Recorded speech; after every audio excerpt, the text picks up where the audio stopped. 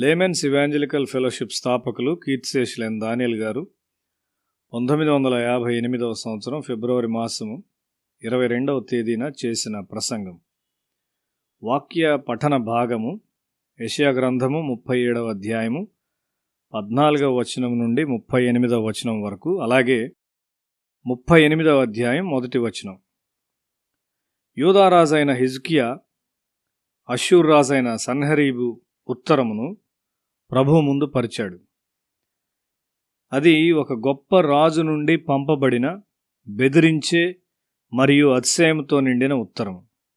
ఈ రాజు చాలా నగరాలను జయిస్తూ మరియు పడద్రోస్తూ తన మార్గములో సంపూర్ణ నాశనాన్ని విడిచి వెళ్తూ ఉన్నాడు.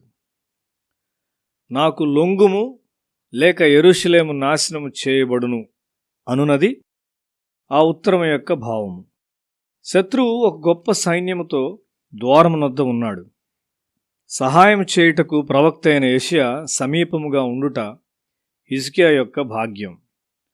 వారిరువురు తమ స్వంత సమస్యలను కలిగి ఉన్నారు, కానీ వారిద్దరు కలిసి ఈ దేశంలో ఒక గొప్ప ఉద్యమమును తెచ్చారు.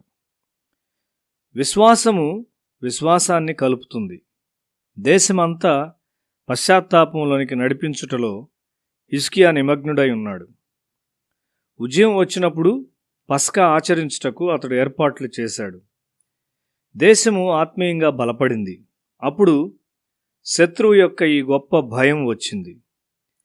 హిజ్కియా ప్రభు యొక్క గృహంలోనికి వెళ్ళి సన్హెరీబు యొక్క ఉత్తరాన్ని ప్రభువు ముందు పరిచాడు.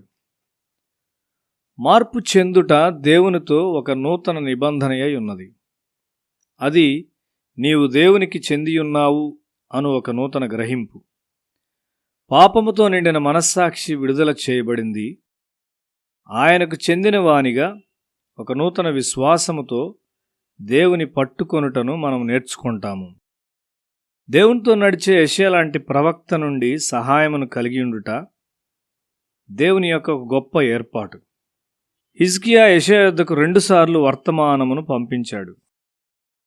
యెషయా గ్రంథము 36వ అధ్యాయము మొదటి 22 వచనాలు, అలాగే 37వ అధ్యాయము మొదటి 2 వచనాల ప్రకారము ఒకసారి రబ్షాకే ద్వారా మాటలతో భయపెట్టినప్పుడు, మరియు యెషయా గ్రంథం 37వ అధ్యాయము 10వ వచనం నుండి 21వ వచనం ప్రకారము ప్రభువు మందిరములో ప్రభువు ఎదుట హిజ్కియా ఉత్తరమును పరిచినప్పుడు రెండవసారి యెషయా ప్రభువు నుండి వచ్చిన జవాబులతో సిద్ధముగా ఉన్నాడు. నీవు ఒంటరిగా ముందుకు సాగలేవు. దేశము, సంఘము, కుటుంబము కలిసి వృద్ధి చెందవలసి ఉన్నది. ఎందుకనగా అవి దేశం మీద దాడులు, సంఘం మీద దాడులు, కుటుంబముల మీద దాడులు, వ్యక్తుల మీద దాడులై ఉన్నాయి. మొదటి 3 విషయాల్లో ఐక్యముగా ముందుకు వెళ్ళట ప్రత్యేకముగా అవసరమై ఉన్నది.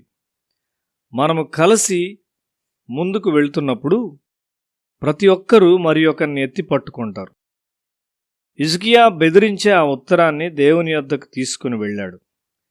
అతని మనసు స్థిరముగా ఉన్నది. ప్రార్థనలో దేవునితో సంబంధము కలిగి మరియు దేవుని వాక్యమును ధ్యానం చేయు మనస్సునకు అలాగే జరుగుతుంది.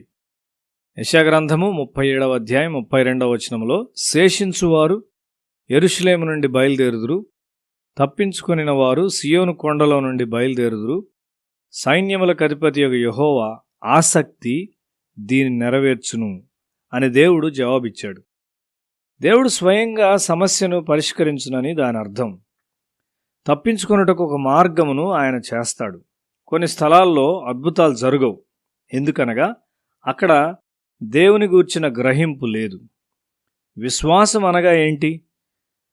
నీలో లోతైన అభిలాషగా ఉండే దేవుని గూర్చిన ఒక గ్రహింపు. హిజ్కియా ప్రార్థిస్తూ ఉన్నాడు. దేవుడు అతనికి తప్పించుకొనుటకైన ఒక గొప్ప వాగ్దానం ఇచ్చాడు. సన్హెరీబును నమ్ముకొనిన గొప్ప సైన్యము యుద్ధము లేకుండా ఒక్క రాత్రిలో అకస్మాత్తుగా ఓడించివేయబడింది. ప్రభు యొక్క ఆసక్తి దాన్ని చేసింది. సైన్యము నాశనమైనది. సన్హెరీబు పారిపోవలసి వచ్చింది. అతడు తన దేవుని యొక్క మందిరములో బహుశా సౌఖ్యాన్ని ఎదురుచూస్తూ ఉండుండొచ్చు. అయితే ఆ మందిరంలోనే అతని స్వంత కుమారులే అతన్ని చంపివేశారు.